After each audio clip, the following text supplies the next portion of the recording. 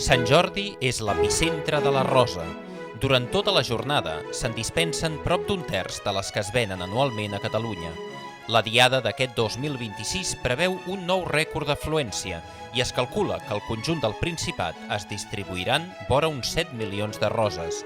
Entre aquestes hi ha 100 varietats diverses i 3 d'elles preeminents. Una immensa majoria es cultiva al continent americà, una part minsa als Països Baixos i només alguns milers a Catalunya, on el cultiu existent, ja molt escàs, s'ha anat reduint i és molt a prop de l'extinció. Aquest fet fa que la diada, a part de la seva bellesa, tingui un alt cost ecològic. Totes les flors importades estan fetes en sistemes industrials que gasten grans quantitats d'aigua i utilitzen nombrosos fertilitzants i pesticides. El transport, per altra part, a grans distàncies i els sistemes per la refrigeració constitueixen una font molt rellevant de gasos d'efecte hivernacle i de despesa d'energia. En total, s'estima que per satisfer la demanda d'aquest Sant Jordi s'han gastat 70 milions de litres d'aigua, amb els quals podrien omplir-se 30 piscines olímpiques.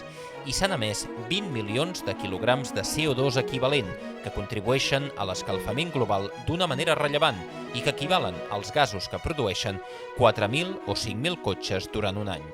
Cal buscar les solucions cultivant roses aquí a prop, un fet que ja rebaixaria fins a més de la meitat el gran impacte. Però actualment, a Catalunya, sols una darrera empresa del Maresme continua cultivant en 12.000 metres quadrats algunes roses que també es distribueixen per Sant Jordi. Fa ja molt temps que existeix i va provar durant 6 anys de transformar-se des d'un model integrat fins a un sistema ecològic, substituint els pesticides per petits depredadors que eliminaven a les plagues diminutes. Però els preus d'aquest producte biològic preparat al Regne Unit són elevats i, a més, les flors que s'elaboren perden certa qualitat, que vol dir forma, i l'estètica adequada que complau als compradors.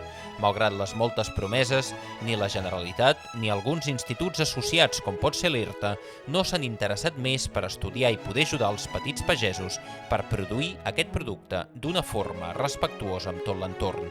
Som al 2026. Potser és hora de deixar la propaganda i el suport a grans empreses i posar-nos a fer feina per la vida, la petita pagesia i l'harmonia amb la natura. També ara, per la festa més preciosa i singular que es fa durant la primavera als Països Catalans.